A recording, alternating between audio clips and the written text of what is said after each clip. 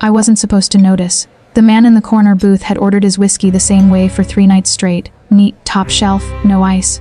He never looked at me when I set it down, just gave a slight nod, his attention always on the men across from him. Dark suits. Dead eyes. The kind of customers who made the other waitresses suddenly remember they had tables on the opposite side of the restaurant. But I'd been working at Aurelio's long enough to recognize power when it walked through the door. And the man in booth 7, he didn't just carry power. He was power, wrapped in a charcoal suit that probably cost more than my yearly rent. Tonight felt different though. I was clearing table 4 when I saw it, just a flicker of movement near the bar. Marco, one of the newer bartenders, sliding something into his palm before pouring the whiskey. His hand trembled. Sweat beaded at his temple despite the air conditioning. My heart kicked against my ribs. Don't get involved, Isla. Not your business. But my feet were already moving, tray balanced on my hip as I approached the bar. Marco didn't see me coming. He was too focused on the drink, on the clear liquid he just dumped into the amber whiskey, his face pale as death. I'll take that one, I said quietly, reaching for the glass. Marco's head snapped up, eyes wide with terror. Isla, don't. I was already walking away, the poisoned drink in my hand, my pulse hammering so hard I could barely hear the smooth jazz playing overhead. My mind raced through possibilities, each one worse than the last. Someone wanted the man in booth 7 dead, and Marco, stupid, desperate Marco, had been paid or threatened into being the weapon. I grabbed a fresh glass from another station, poured a clean whiskey from the bottle we kept for VIPs, and steadied my breathing. You're going to get yourself killed, probably, but I'd watched my father drink himself to death over 3 years, and I'd learned to recognize poison in all its forms. Whatever Marco had put in that glass wasn't just alcohol. The walk to booth 7 felt like miles. He still didn't look at me when I approached, his attention fixed on the tablet in front of him. The 2 men across from him had gone silent, their gazes sharp as broken glass. One had a scar running from his eyebrow to his jaw. The other wore rings on every finger, the kind designed to hurt. I set the fresh whiskey down with steady hands, then did something I'd never done before. I picked up his old glass, the one from 3 nights of routine, and held it. His eyes lifted then, dark, devastating. The kind of eyes that had watched men die and felt nothing. Wrong glass. I said simply, my voice barely above a whisper. For 3 heartbeats, he didn't move. The men across from him tensed, hands disappearing beneath the table where I knew guns waited. The temperature in the booth dropped 10 degrees. Then he smiled, slow, dangerous, a wolf recognizing another predator's scent. Is that so? His voice was low, textured like smoke and expensive bourbon. An accent I couldn't quite place softened the edges of his words. I nodded once, still holding the old glass. My fingers wanted to shake. I didn't let them. He leaned back, studying me with an intensity that made my skin burn. And why would my glass be wrong, Bella? Because Marco's crying in the kitchen, I said quietly. And men don't cry over spilled whiskey. Silence crashed over the booth like a wave. The scarred man moved first, rising with lethal grace. But the man in the center, my man, my mind whispered traitorously, raised one hand, a simple gesture, absolute authority. Everyone froze. Leave us, he commanded, his eyes never leaving mine. The 2 men hesitated for only a second before sliding out of the booth and disappearing into the shadows of the restaurant.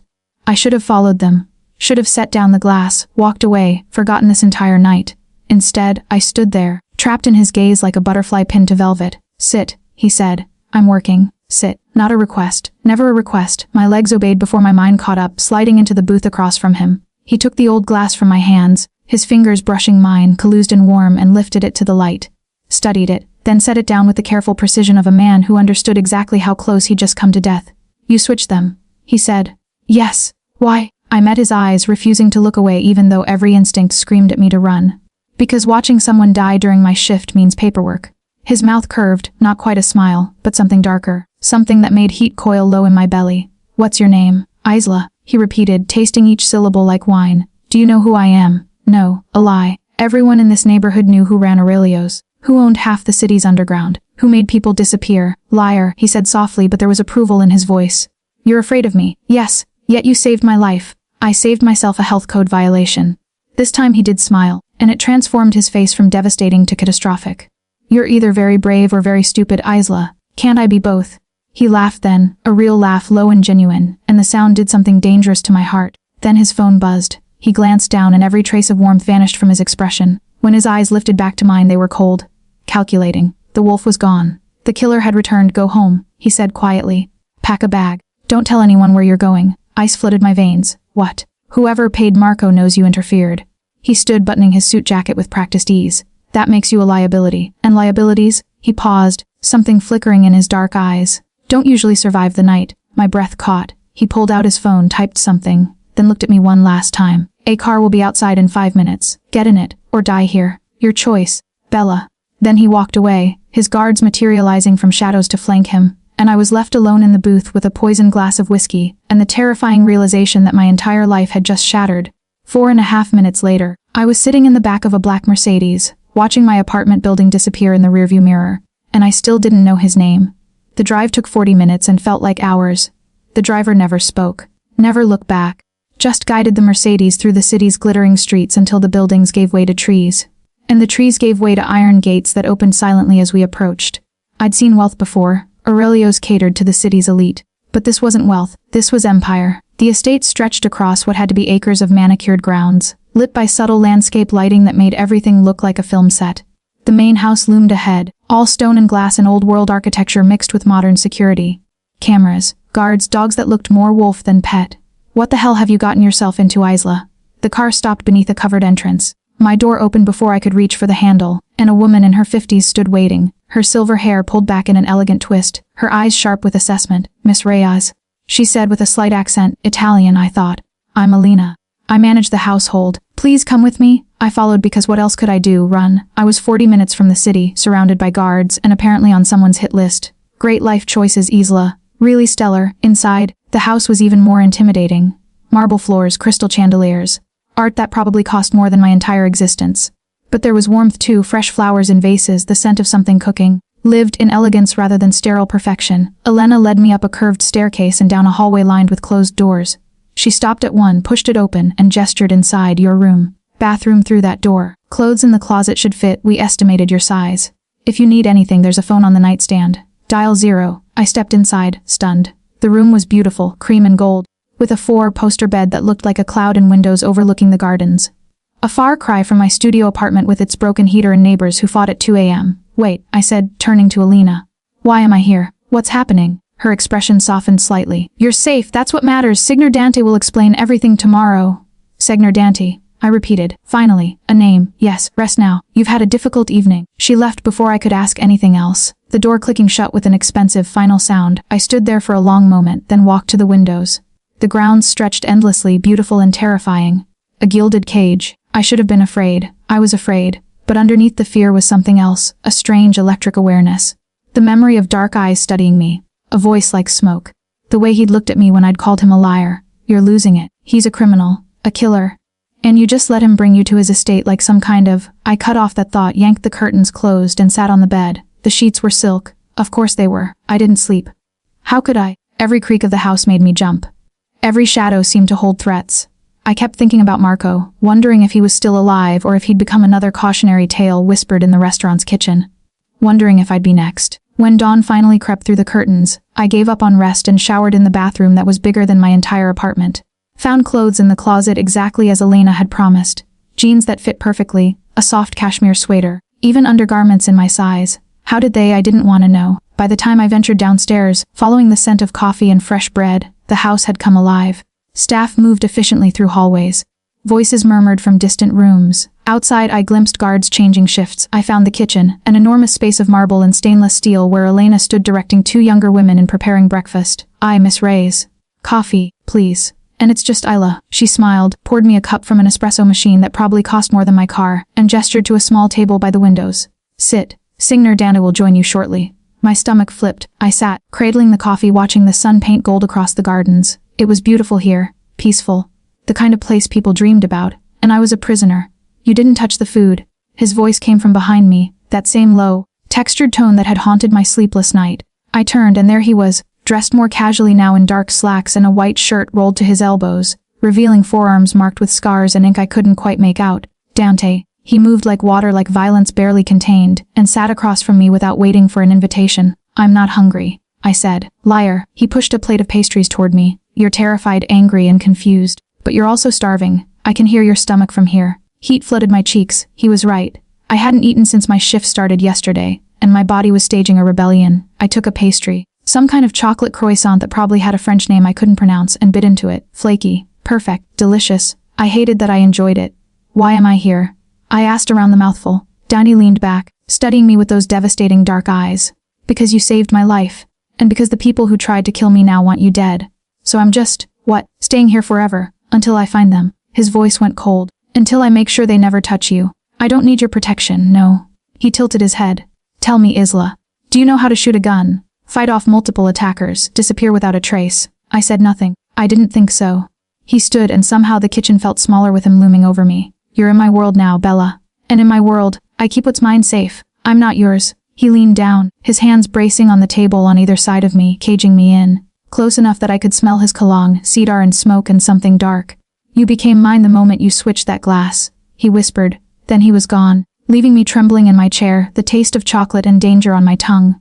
I spent the morning exploring my gilded cage. The estate was massive, libraries filled with first editions, a gym that looked like something from a luxury magazine, an indoor pool with floor-to-ceiling windows overlooking the grounds. Every room I entered was beautiful, expensive, and utterly empty of personal touches. It was a house, not a home. Like the man who owns it, I thought, then immediately pushed the idea away. I couldn't afford to think of Dante as anything other than what he was, a criminal who'd pulled me into his world whether I wanted it or not. The fact that he'd saved my life didn't change what he did for a living. Didn't erase the violence I'd seen in his eyes. Didn't explain why my skin still burned where he'd caged me against that table. By noon, I found myself in what had to be his study. I shouldn't have gone in, the door had been closed, clearly private, but curiosity and rebellion were dancing in my chest, and I'd never been good at following rules. The room was different from the rest of the house. Darker, more lived in. A massive desk dominated one wall, covered in papers and tablets. Floor-to-ceiling bookshelves lined another, filled with everything from classic literature to tactical manuals. And on the wall behind the desk, I froze maps, surveillance photos, names and faces connected by red string like something from a crime drama. My hand went to my mouth, admiring my work. I spun around. Dante stood in the doorway, arms crossed, expression unreadable. I didn't know how long he'd been watching me. I gestured helplessly at the wall. What is this? My business. He stepped inside, closed the door behind him. Every family that wants me dead. Every traitor in my organization. Every threat. You're hunting them. I'm protecting what's mine. He moved to the desk, poured himself a drink from a crystal decanter. Offered me one. I shook my head. The people who tried to poison you, I said slowly. They're on this wall. Not yet, but they will be. He took a sip, eyes never leaving mine. Marco gave us a name before he died. My blood went cold. He's dead. Did you think I'd let him live after he tried to kill me? Dante's voice was soft, lethal. He was paid by the Volkov family. Russians, they've been trying to move into my territory for months. And now they know about me? Wes. I sank into one of the leather chairs facing his desk, my legs suddenly weak. So what happens now? I just live here? Forever? Dante set down his glass and came around the desk, crouching in front of me so we were eye level. Up close, I could see the faint scar above his left eyebrow, the shadow of stubble on his jaw, the way his dark eyes weren't quite black but a deep, endless brown. I'm going to destroy them, he said quietly. Every single person who thought they could take what's mine. And when they're gone, when you're safe. He paused, his gaze dropping to my mouth for just a second. Then you can decide if you want to leave. You'd let me go? Something painful flickered across his face. I'm not a monster, Ela, despite what you might think. You kill people. Les, you run an illegal empire. Les, you kidnapped me. I saved you. His hand came up, fingertips barely brushing my cheek. There's a difference. I should have pulled away. Should have slapped his hand, stood up, demanded he take me home right now. But his touch was gentle, devastatingly gentle for a man who dealt in violence. And I found myself frozen, caught between fear and something far more dangerous. Why do you care? I whispered. You don't even know me. No, he agreed. But you risked your life for mine. You looked me in the eyes and lied to protect me. He stopped, something raw crossing his expression. Do you know how long it's been since someone chose to save me instead of use me? The vulnerability in his voice cracked something in my chest. Dante. A knock on the door shattered the moment. He was on his feet instantly, the softness vanishing, replaced by cold authority. What? He barked. The scarred man from the restaurant, one of Dante's guards, stepped inside. We have a problem. Dante's jaw tightened.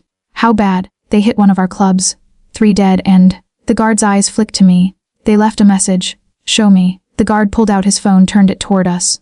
On the screen was a photo of Aurelio's restaurant, my apartment building circled in red, and written across it in what looked like blood, "We want the girl." My breath stopped. Dante's expression went from cold to glacial, a rage so pure it radiated off him in waves. Double the security. Put men on every entrance. No one in or out without my approval. He looked at me. You stay in this house. You don't leave, you don't go near windows. Understood. They know where I live. I said numbly. My apartment is being cleared as we speak. Your neighbors have been relocated. Your landlord paid off. He was already moving, grabbing his phone, typing rapid-fire instructions. They won't find you here. How can you be sure? He stopped, turned to face me fully, and the look in his eyes made my heart stutter. Because I will burn this entire city to ash before I let them touch you. It wasn't a promise. It was a vow, and terrifyingly, I believed him. The guard left. Dante made 3 more calls, his voice clipped and commanding, orchestrating a war I couldn't see. I sat in the chair, watching him, trying to process the fact that people wanted me dead, that my entire life had been reduced to a red circle on a photograph, that the only thing standing between me and a bullet was a man who killed for a living. When he finally hung up, silence filled the study like smoke. "I'm sorry," I said quietly. He looked at me surprised. "For what?" "For switching that glass. For getting involved. For," my voice cracked, "for ruining your life." In 2 strides he was in front of me, pulling me to my feet, his hands framing my face with a gentleness that contradicted everything I knew about him. "You didn't ruin anything," he said fiercely. "You gave me something I haven't had in 10 years. What?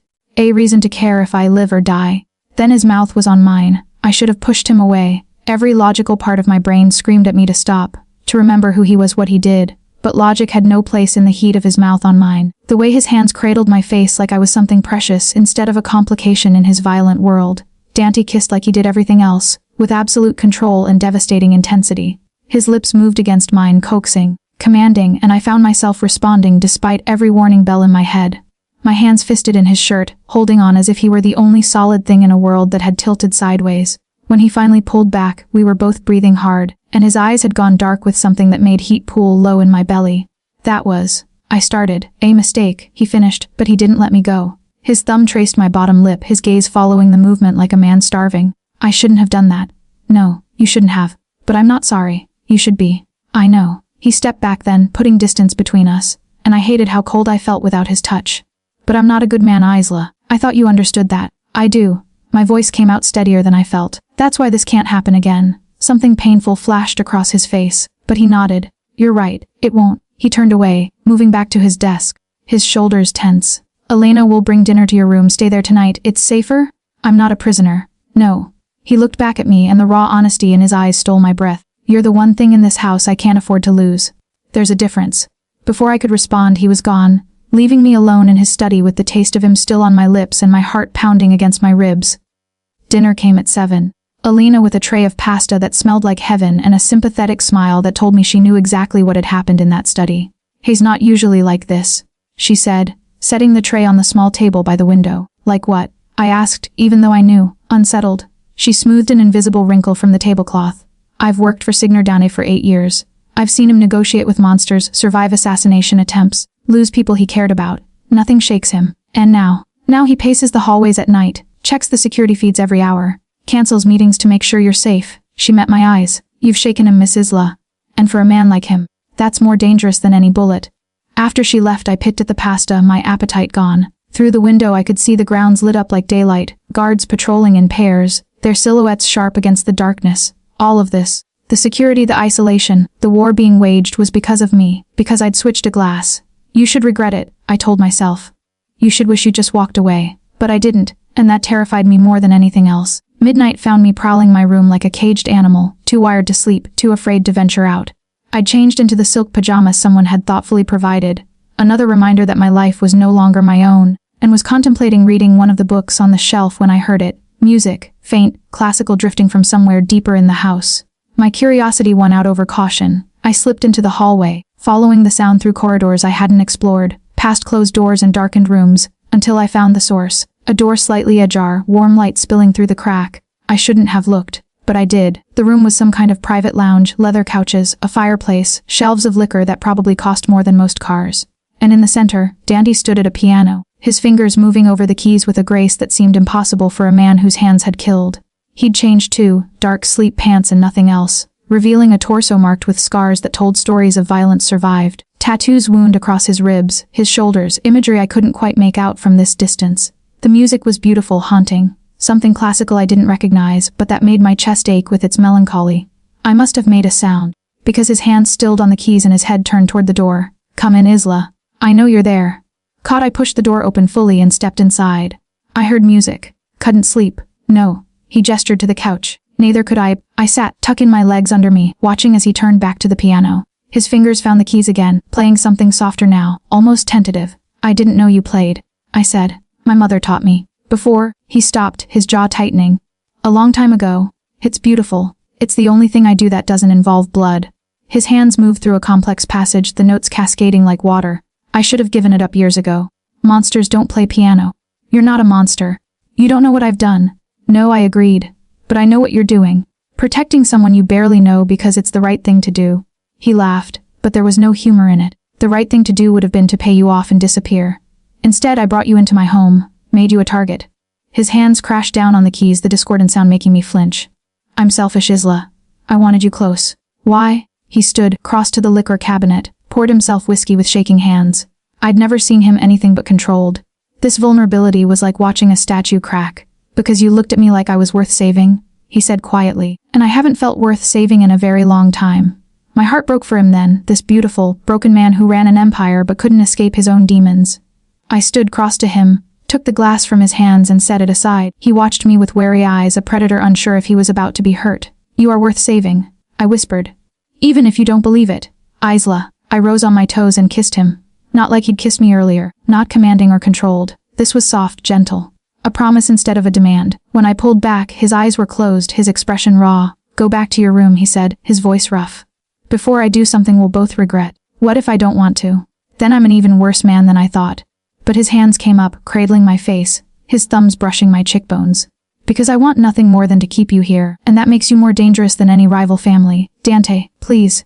Bella, go." So I did, but I left a piece of my heart in that room with him. The next 3 days passed in a strange, suspended reality. I spent my mornings exploring the estate with Alina as my guide, learning its rhythms and secrets. My afternoons in the library, losing myself in books while armed guards patrolled outside. My evenings were the hardest, dinner alone in my room. Trying not to think about Dante somewhere in this massive house. Trying not to remember the taste of his mouth, or the way his hands had trembled when he'd asked me to leave. We didn't see each other. Not once. Elena claimed he was handling business. The guards wouldn't meet my eyes when I asked, and I told myself it was better this way. Distance was safer, smarter. But every night, I heard the piano, haunting melodies that drifted through the halls like ghosts, playing until dawn. On the 4th day I broke. I found him in his study, surrounded by papers and tablets, his shirt wrinkled, shadows under his eyes that told me he'd been awake for days. He looked up when I entered, surprise flickering across his exhausted features. "You look terrible," I said. "Good morning to you too." He set down his pen, leaned back in his chair. "You should be resting." "I've done nothing but rest for 3 days. I crossed my arms. "While you've been doing what exactly?" "Destroying yourself. Work-heading." His jaw tightened. "I'm not hiding." "No." "Then why haven't I seen you since?" I gestured helplessly. "Since that night. You know why."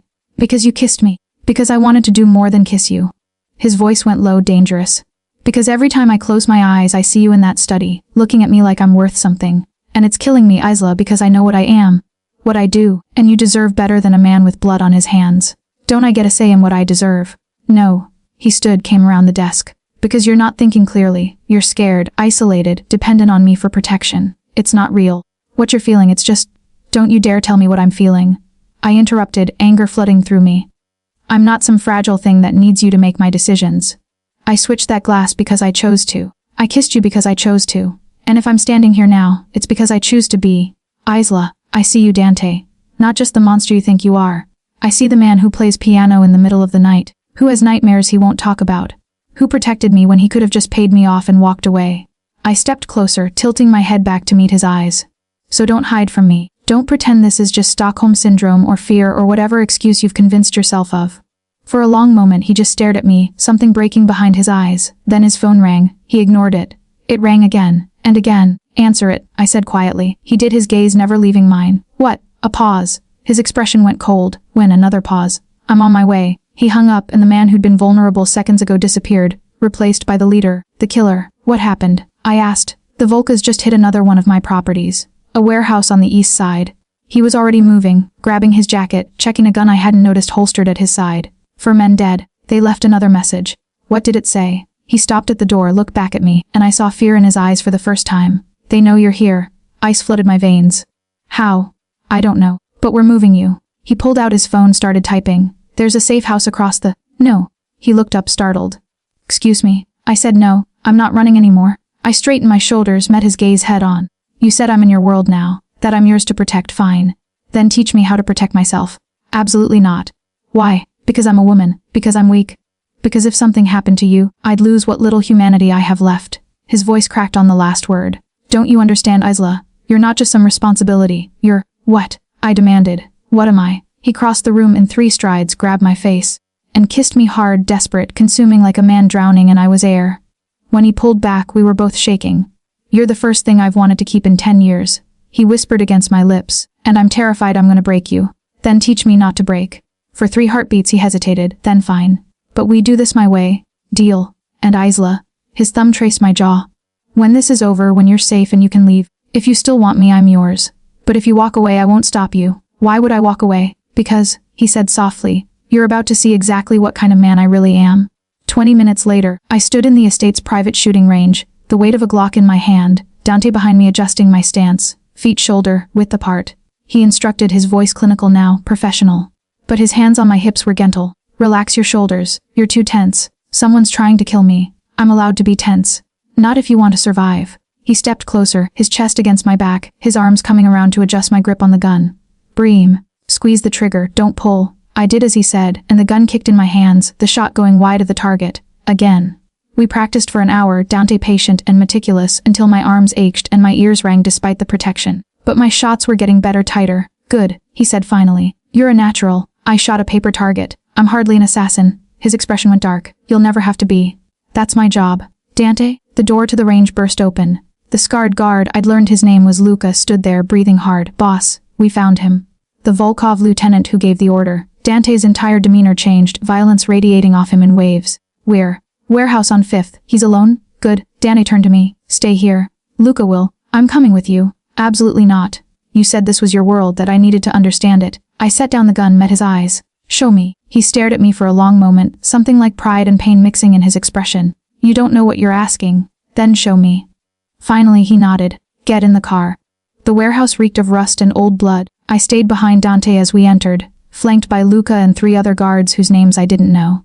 Every step echoed in the cavernous space, and my heart hammered against my ribs so hard I thought everyone could hear it. In the center of the empty floor, tied to a chair under a single hanging light, sat a man. He was younger than I expected, mid-30s maybe, with sharp features and eyes that held defiance even as blood trickled from a cut above his eyebrow. He'd been roughed up already, his expensive suit torn, his breathing labored. When he saw Dante, he smiled through split lips. The king arrives, he said in accented English. I was wondering when you'd show. Dante stopped 10 feet away, his posture relaxed but every muscle coiled tight. This was a predator sizing up prey, and I suddenly understood why men feared him. Victor, Dante said conversationally. You've been busy? Just business. You understand. Killing my men is business. Trying to kill you is business. Your men. Victor shrugged as much as his bindings allowed. Collateral damage. And the girl, Dante's voice went soft, deadly, was threatening her business too. Victor's eyes found me in the shadows and his smile widened. Ah, there she is. The waitress who started a war. He looked back at Dante. Pretty thing. I can see why you're keeping her close. Dante moved so fast I barely saw it. 1 second standing still, the next his fist connecting with Victor's jaw, the crack echoing through the warehouse. Victor's head snapped back, blood spraying. Watch your mouth. Dante said quietly. Victor laughed, spitting blood. Hit a nerve. Did I? The great Dante Caruso, brought low by a woman. He looked at me again. Tell me, sweetheart, does he fuck like he kills, cold and efficient? This time Dante didn't hit him. He pulled a knife from his belt, long, wicked looking, and held it to Victor's throat. I'm gonna ask you once? Dante said. How did you find out where she was? Why would I tell you? Because if you don't, I'll start cutting pieces off until you beg me to listen. Victor's bravado cracked slightly.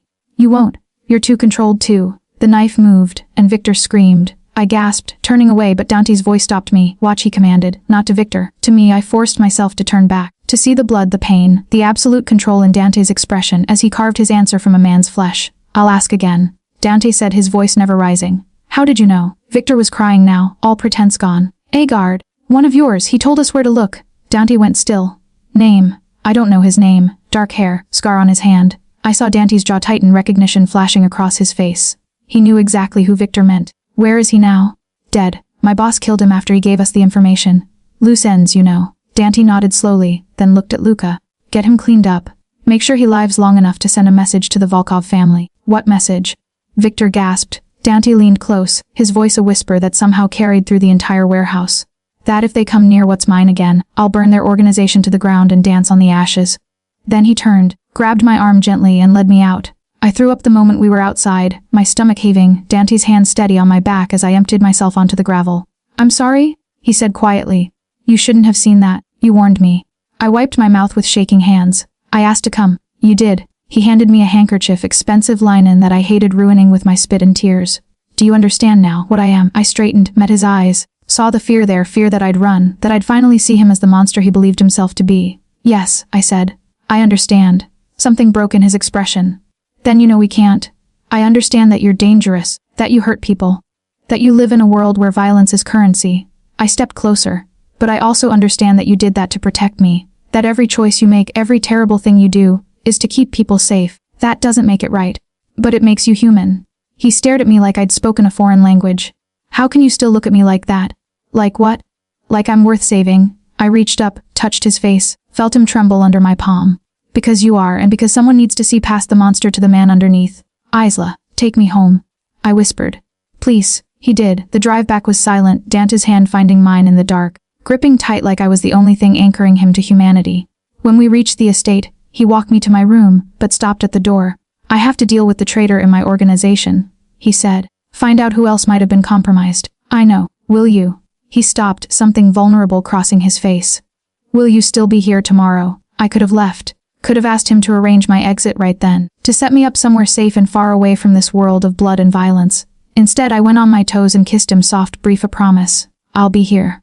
Relief flooded his expression. He pulled me close, buried his face in my hair, and I felt him shake. I don't deserve you, he whispered. Probably not. I agreed, but you have me anyway. He laughed, a real laugh, broken and beautiful. Then his phone rang, shattering the moment. He looked at the screen, and every trace of warmth vanished.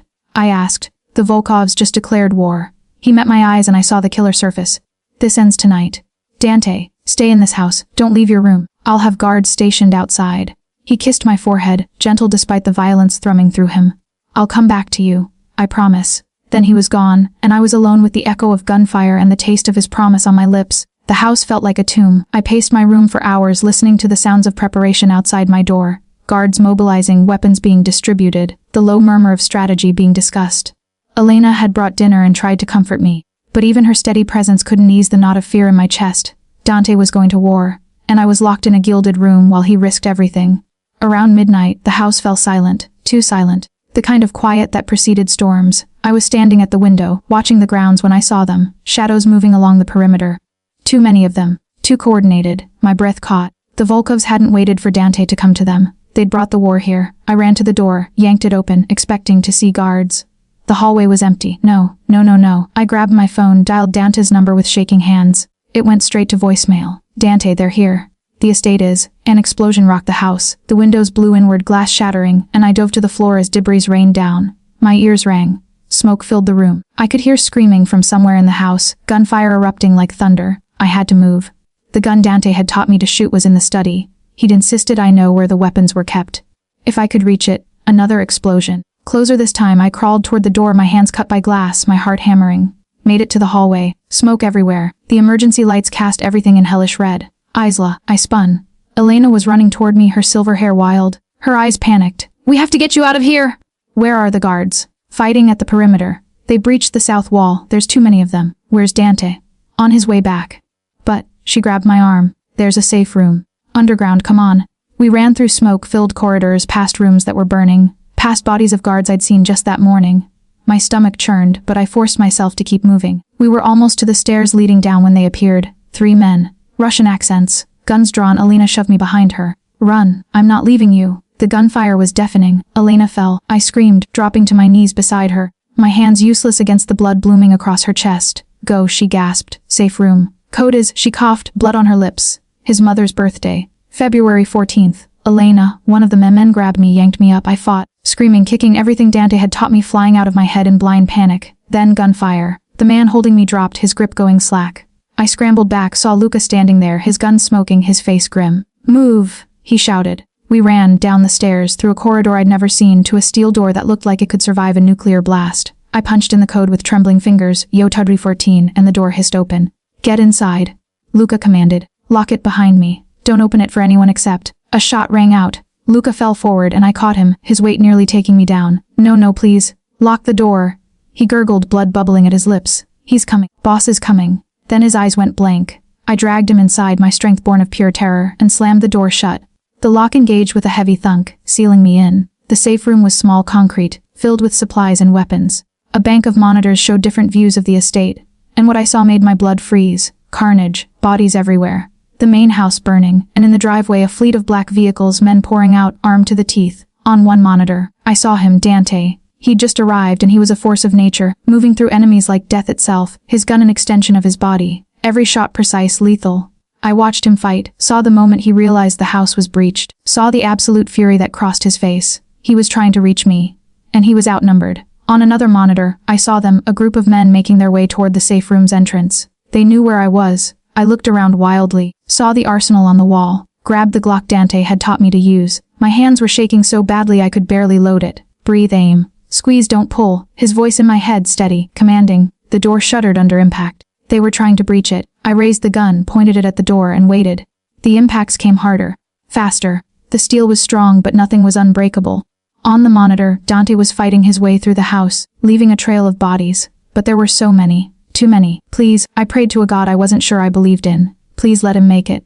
The door groaned under another impact. I steadied my breathing, remembered every lesson. Every moment in the shooting range. I'm not dying here. Not like this. The door buckled. I fired Dine's POV. He'd seen war before. Had orchestrated it. Survived it. Thrived in it. But this was different. This was personal. The Volkovs had made a fatal mistake. They'd touched what was his. And now he was going to paint the walls with their blood. He moved through his burning home like a ghost, like the monster the world believed him to be. Each shot was precise. Each kill earned. These men had declared war on him. He would show them what war truly meant. But underneath the cold efficiency, underneath the practiced violence, terror clawed at his chest. Isla. He'd promised to protect her, promised she'd be safe. And he'd failed. The safe room was built to withstand anything. He'd made sure of that. But the Volkovs had inside information, had known about the breach in his security. If they knew about the safe room, he killed 3 more men, his mind calculating trajectories, escape routes, the fastest path to her. Then he heard it, gunfire from below. His heart stopped. No, he ran. I'd never killed anyone before. The man who'd breached the door lay on the concrete, his eyes wide with surprise, a hole in his chest where my bullet had found its mark. I was shaking so hard I could barely stand. But I was alive. The gun was still pointed at the doorway. My finger on the trigger, ready for the next one. But no one came. Just smoke drifting in from the corridor, the smell of blood and cordite. On the monitors, I watched Dante reach the stairwell leading down. Watched him move with lethal grace through the smoke, past bodies I tried not to recognize. He was almost here. Isla. His voice, rough with desperation, echoed down the corridor. I'm here! I screamed back. I'm okay. The door burst open, or what was left of it. Dante stood there covered in blood that I prayed wasn't his gun still drawn, his eyes wild until they found me. Christo, he breathed, crossing to me in 2 strides, pulling me against him so hard I couldn't breathe. You're alive. His hands roamed over me, checking for injuries, shaking. Tell me you're not hurt. I'm fine. I looked down at the body on the floor and bile rose in my throat. I killed him. Dante followed my gaze and something fierce and proud crossed his face. You survived, that's all that matters, Elena. My voice broke. Luca, I know, I saw. He cupped my face, forced me to look at him. But you're alive. Focus on that. The house. Burning. We need to move. He pulled out his phone, typed rapid commands. I have a secondary location. Transport is coming. Where? Somewhere they'll never find us. He took the gun from my trembling hands, set it aside, and pulled me close again. I'm sorry. I'm so sorry. I should have been here. Should have. You're here now. He kissed me then, hard, desperate, tasting of smoke and blood and relief. When he pulled back, his eyes were dark with emotion I couldn't name. We're leaving the city tonight, he said. Everything I've built, everyone I've protected, I'm walking away from it. For you. Dante, you can't. I can, I will. His jaw set with determination. I've spent 10 years building an empire, and I'd burn every bit of it to keep you safe. Before I could respond, his phone buzzed. He glanced at it, and his expression went cold. What? I asked. Victor escaped. The Volkov lieutenant we had. He looked at me. And he has backup coming. We have maybe 10 minutes before this place is swarming again. Then let's go. We ran. Through the burning house. Past rooms I'd grown familiar with, now reduced to ash and rubble. Dante kept me close, his body a shield, his gun clearing the path. We saw more bodies, his men, Volkov soldiers, the cost of this war written in blood. Outside, the grounds were chaos. Gunfire still echoed from the perimeter. In the distance I heard sirens, the authorities finally responding, too late to save anything. A helicopter waited on the lawn, its blades already spinning. That's our ride. Dante shouted over the noise. We were 20 feet away when they appeared, a dozen men emerging from the smoke, guns drawn, led by a man I recognized from the warehouse, Victor. His face was a mask of rage and bruises, his suit torn, dried blood crusting his split lips. When he saw us, he smiled. Going somewhere, Caruso. Dante pushed me behind him, raised his gun.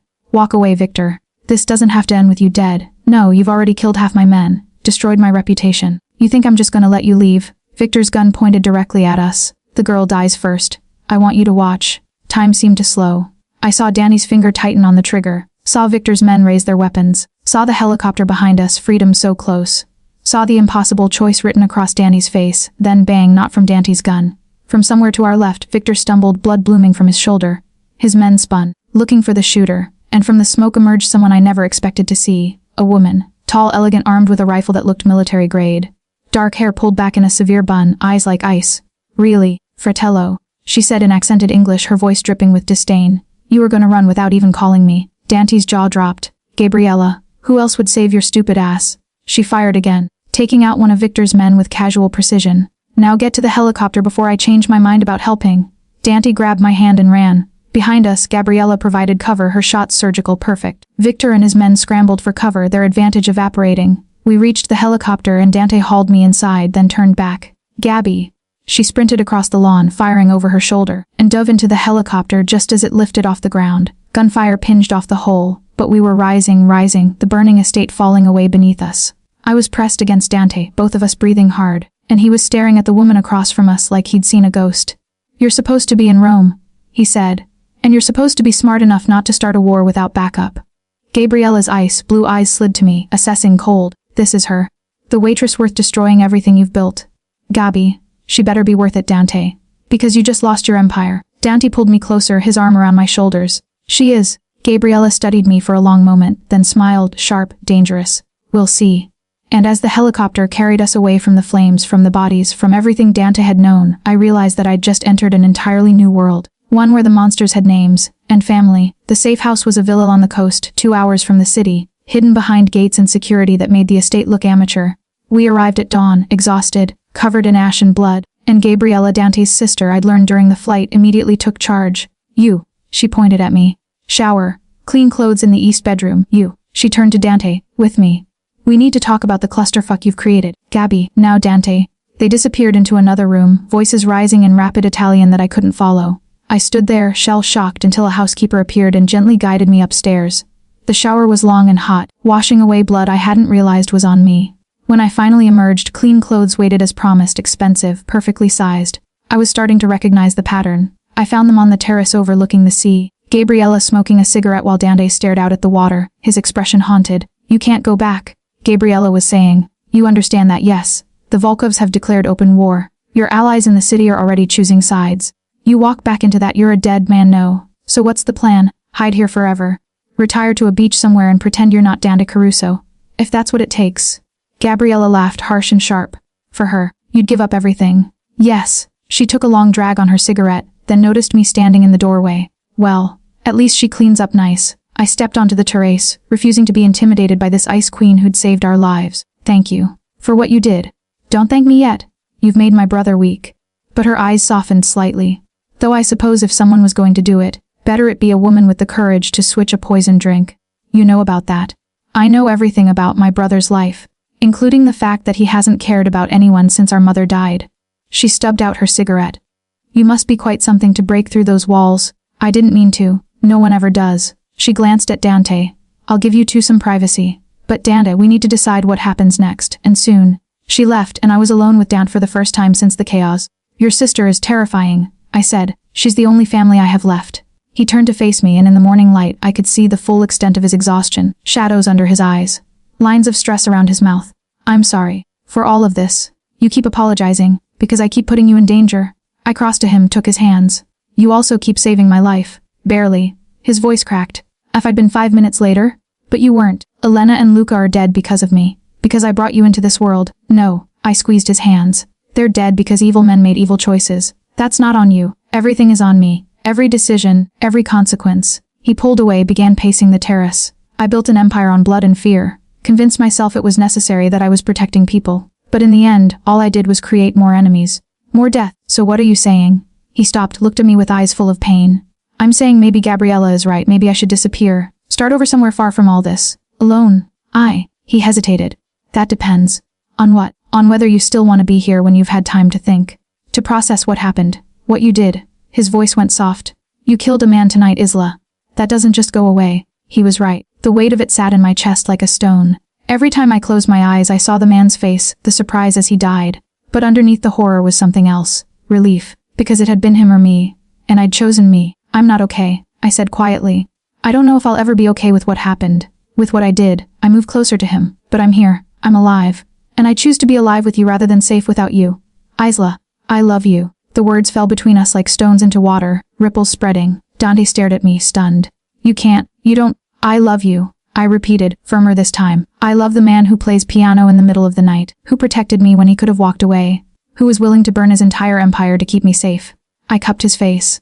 I love you, Dante Caruso. Even knowing what you are, what you've done, I don't deserve. I kissed him, poured every emotion I couldn't name into it, the fear, the relief, the love, the desperate need to make him understand. When I pulled back, he was trembling. Say it back, I whispered.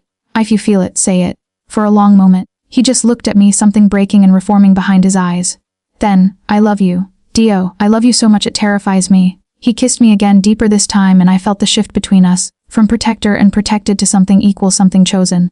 When we finally broke apart, we were both breathing hard. Stay with me, he said. Not because you have to. Not because you're afraid. But because you want to. No yet. He smiled, and it was broken and beautiful. But wherever it is, I want you there. Then I'm there. He pulled me close, buried his face in my hair. I promise I'll spend the rest of my life being worthy of you. You already are. Behind us, Gabriella cleared her throat, touching. Really? But we have a problem, Downey tensed. What now? Victor survived, and he just posted a bounty on both your heads. 2 million for you, dead or alive. 1 million for her. She looked at me. Congratulations. You're officially a target of the Russian mafia. Dante's arms tightened around me. Then we disappear completely. Easier said than done. I don't care how hard it is. He looked down at me. I'll do whatever it takes. And in his eyes I saw the truth. He would, even if it meant becoming the monster the world feared, even if it meant war. 3 months later, the villa in Santorini was nothing like the estate. Smaller, quieter. Perched on a cliff overlooking the Aegean, painted white and blue like every postcard, it felt like something from a dream, or a carefully constructed escape. We disappeared the way only people with unlimited resources and underground connections could. New identities, untraceable accounts, a network of loyal contacts who owed Dante favors. Gabriella had orchestrated most of it, her efficiency terrifying and impressive in equal measure. The Volkovs were still looking. The bounty was still active. But every day we stayed hidden was a day we survived. I'd learned to live with looking over my shoulder. Some mornings, I woke up believing this was my life now. Quiet breakfasts on the terrace. Afternoons reading while Dante handled the remnants of his business remotely. Evenings watching the sunset paint the sea gold and crimson. Other mornings, I woke up screaming from nightmares of burning houses and dead eyes. But Downey was always there, pulling me close, whispering in Italian that everything was okay, that I was safe, that he loved me. Today was a good morning. I found him on the terrace, coffee already made, his laptop open but forgotten as he stared out at the water. He looked different now, his hair longer, touching his collar. A light tan from the Mediterranean sun. The shadows under his eyes had faded. He looked almost peaceful. Morning, I said, settling into the chair beside him. He smiled, the real smile I'd learned to treasure, the one that transformed his face from dangerous to devastating. Good morning, Bella. Sleep well. No nightmares. Progress. He poured me coffee, added the cream and sugar I preferred without asking. 3 months, and he knew every detail of how I took my coffee, how I liked my eggs, what books made me cry. Any news? I asked, nodding at the laptop. His expression flickered. Gabriella thinks she's found a lead on Victor's location. My stomach clenched. And I told her to handle it. I'm done with that world. Dante, I mean it, Esla. He took my hand. I spent 10 years building an empire, and it brought me nothing but enemies and emptiness. These 3 months with you have been worth more than all of it. You don't miss it. The power, the control, sometimes. He was honest, always honest now. But then I look at you, and I remember what really matters. I leaned over, kissed him softly. I love you. I love you too. He pulled me onto his lap, and I settled against his chest, listening to his heartbeat steady and strong. I want to give you something. You've already given me everything. Not this. He reached into his pocket, pulled out a small box. My breath caught. It's not what you think, he said quickly. Not yet. I know we need more time, that you're still processing everything. But, he opened the box, revealing a delicate silver bracelet with a single charm, a tiny glass vial. This is a promise. That when you're ready, when this life feels real instead of an escape, I'll ask you properly. I took the bracelet, my hands shaking. Inside the vial was a single drop of something amber. Is this the whiskey from that first night? The one you switched? He fastened the bracelet around my wrist. The night my life changed. The night I found something worth living for. Tears spilled down my cheeks. You sentimentality only for you? He wiped my tears with his thumb. So, will you wear it? Yes. And someday when you're ready, I'll say yes to that too. His kiss was gentle, reverent, full of promises and hope. That afternoon we walked into town. We did this sometimes, played at being normal tourists, browsing shops, eating gelato, holding hands like any other couple. It was dangerous. Every security protocol said we should stay hidden, but we decided that a life lived entirely in fear wasn't worth living. We were in a small bookshop when Dandy's phone buzzed. He glanced at it and his expression went cold. "What?" I asked. "Gabriella. She says it's urgent." He stepped outside to take the call and I continued browsing, my fingers trailing over spines in languages I couldn't read. 5 minutes past 10. When he came back inside, his face was ashen. "Danty. They found Victor." His voice was flat. "He's dead. Gabriella's people tracked him to Moscow," and he stopped, shook his head. "It's over. The bounty is rescinded. The Volkovs want peace." I stared at him. Over. Just like that. Victor was acting without full approval from the family head. His father found out about the unauthorized war, the bounty. Danty's jaw tightened. He killed his own son to make amends. Horror washed through me. His father. That's their world. Honor. Loyalty, blood. He looked at me. "We're free, Isla. Really free. No more running, no more hiding." I should have felt relief. Joy. Instead, I felt numb. "So what now?" I asked. "No," he took my hands. "No, you get to choose. We can go back to the city. I can rebuild. Or we can stay here, leave this quiet life. Or we can go anywhere in the world. Anything you want." I looked around the bookshop, at the peaceful town beyond the windows, at the man who'd turned his life upside down for me. "What do you want?" I asked. He smiled, pulled me close. "I want mornings on the terrace with you. I want to hear you laugh without looking over my shoulder. I want to grow old arguing about books and making love in the afternoon and teaching our children to be stronger than we ever were. Children. Someday. If you want them." His expression went soft, vulnerable. "I want a life, Isla. A real one. Not an empire, not power, just life, with you." I thought about the girl I'd been 3 months ago, a waitress struggling to pay rent, invisible to the world, and the woman I'd become, someone who'd killed to survive, who'd loved a dangerous man, who'd chosen to stay when she could have run. "I want that too," I whispered. "All of it? Then it's yours." He kissed my forehead. "I'm yours. For as long as you'll have me. Forever might not be long enough. Then we'll have forever in a day." Epilogue. 1 year later, the wedding was small. Just Gabriella, a handful of trusted friends, and a priest who didn't ask questions. I wore white, simple, elegant. Nothing like the elaborate gowns I'd imagined as a girl. Danty wore a suit that made him look like a prince from a dark fairy tale. And when we said our vows on that clifftop terrace overlooking the Aegean, with the sun setting and the world forgetting we existed, I knew this was right. He was my monster. I was his salvation. And together, we'd found something more powerful than empires or revenge. We'd found home. "I love you, Isla Caruso," Danny whispered against my lips. "I love you too," I whispered back. "Forever." And in the shadows where we'd learned to thrive, we built our forever. One dangerous, beautiful day at a time.